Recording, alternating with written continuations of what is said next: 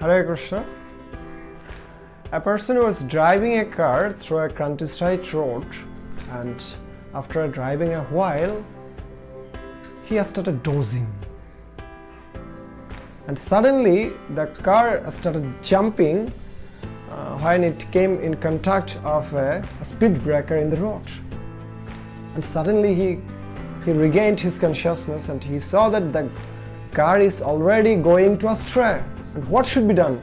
And with utmost care and effort, he took the car back to its track. And again, he started moving the car. So in the same way, in our life, in the journey of our life, sometimes we feel lusty. While the lust is fulfilled, we feel greedy.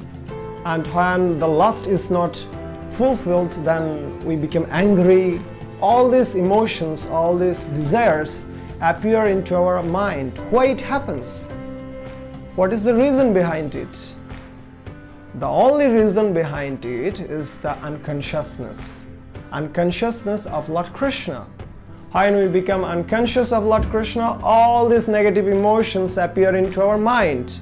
But whenever we again take shelter of Lord Krishna, all these emotions disappear. So it is the simplest sutra, simplest formula for rejecting or for deleting all these negative emotions. But how can we remember Lord Krishna? Is it very easy to remember Lord Krishna in a situation when I am feeling lust? No. There are so many barriers in it. For that reason, we have to follow a procedure. What is that procedure? Firstly, we have to tolerate that urge or the temptation for lust. We have to tolerate that. Tolerance is the wall, a strong wall between temptation and transgression. What is transgression? Transgression means to break up all the rules and enter into the life of sense gratification. So between the temptation and transgression, there is a nice wall, a strong wall of tolerance. If we do not break it, we will remain always saved. So we have to tolerate, and this is also advised by Srila Rupa Goswami in his Nectar of Instructions. He said, Yo Vishaheta Dhira. So you have to tolerate all these urges. Then you will be able to make disciples in the whole three worlds. So, firstly we have to tolerate, and at the time of tolerating all these urges, we have to say no to all this temptation strongly. For example, all the circus animals, for example, a tiger or lion, all these animals, when they are first brought to the circus party, they do not want to practice as per as the instructions of the circle ringmaster. They do not want. And what the circle or ringmaster do? He stops giving food to them, feeding them, stops feeding them. And then all these animals become so much angry. Yes, why are you not giving me food? I will kill you. But the ringmaster knows that actually he may be shouting, it may be shouting very strongly, but it is becoming weaker. And when it becomes weak, at a certain point of time, he becomes so weak that he is obliged to obey the instructions of the ringmaster. So then he gives all these practices to them. So similarly, our senses are like these wild animals. We should not fulfill all the desires what it wants. Never. We should say no to all these things. But saying no is not at all easy. For saying no, we must have such knowledge, such intelligence, or such realizations of the scriptures or shastras. For example, in the shastra, in Srimad Bhagavatam, it is said that Havisha Krishnavat Maiva Bhuyaiva Vyardate. This kama or this lust is just like the fire. Fire will never be satisfied if we offer clarified butter in it. Never. Never it will extinguish. Rather, it will increase at increasing rate. So what we should do? We should stop giving water to it. Then it will automatically be extinguished at a point of time. But only saying no is not the solution. We have to say yes to something good, something positive. And that positive is Krishna consciousness. We have to say fully. We have to be absorbed in Krishna consciousness fully. Then we'll be able to conquer the lust. For example, if a glass, if I want to evacuate the glass from all the oxygen, all the air remaining in the glass, what should I do?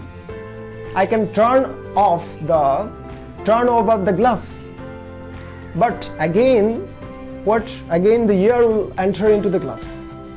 But there is no other way to evacuate air from the glass. Even evacuating machine cannot help us. So what should be the solution? The only solution is, if we pour water into the glass, then the air will automatically be evaporated. Automatically it will extinguish. Similarly, if we fully absorb in Krishna consciousness, then there is no chance of lusty desires, to become angry, all these negative emotions. There is no chance. Just like Srila Prabhupada, once when he was in a Pandal program, all the devotees are paying obeisances to him. And there are so many TV reporters and others. And he asked to these reporters, "You sir, why these persons are paying obeisances to me? What is the reason behind it?" So they are very much curious about it. So they asked to Srila Prabhupada, "Why sir, why all these persons are paying obeisances to you? What is the reason?" Then Srila Prabhupada, with a smiling face, he has started talking that the reason behind it is that I am pure, I am free from all kind of lusty desires. That is why all these persons are paying obeisances to me. Then all the disciples became curious. They all became dumbfounded. What Srila Prabhupada is saying to us? In this material world, is there anyone who is free from lust? Even Shiva, Brahma, all these great demigods fall prey to lust. What Srila Prabhupada is saying? So then Srila Prabhupada, with a smiling face, mitigated their all these problems, and he, with a smiling face, said that actually I am not free from lust, but I have no time for lust. Yes, if we have no time for lust, if we engage fully in Krishna consciousness, then we will have no time for lust, and we'll remain free from lust. And also this lust is compared with fire. So this fire, we must have to extinguish this fire. What is the process? The fire brigade, they have so many ingredients to extinguish the fire. They have water, they have carbon dioxide, and all these materials. They use one after another to extinguish the fire. So in the same way, we must have some ingredients through which we can extinguish the fire of lust within our heart. What can be that ingredients? For example, singing a nice bhajan like Gopinath Mamo Nivedana Shuno. Oh Gopinath, oh Master of the Gopis, please hear my prayers. I am fully in such a nefarious condition by being motivated by the mind. I am in a nefarious situation. Please help me.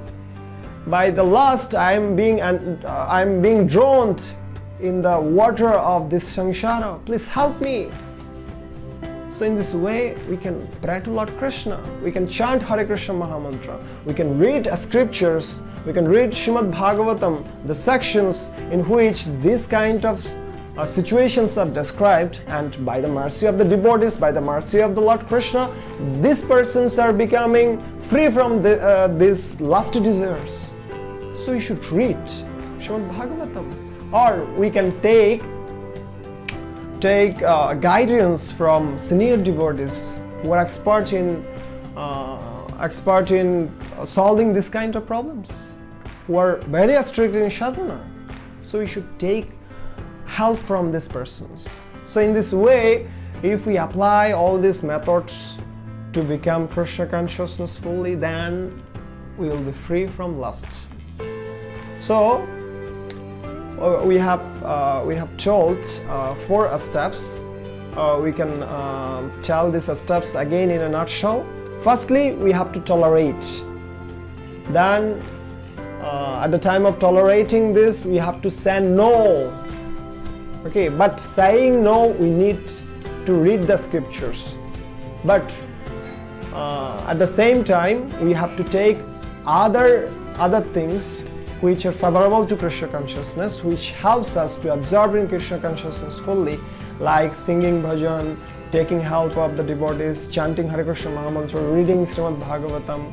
And if we in this way remain fully absorbed in Krishna consciousness, then there will be no chance for lust. And in this way we will be able to conquer the lust. Hare Krishna, Krishna Krishna, Hare Hare, Hare Ram, Ram Ram, Hare Hare.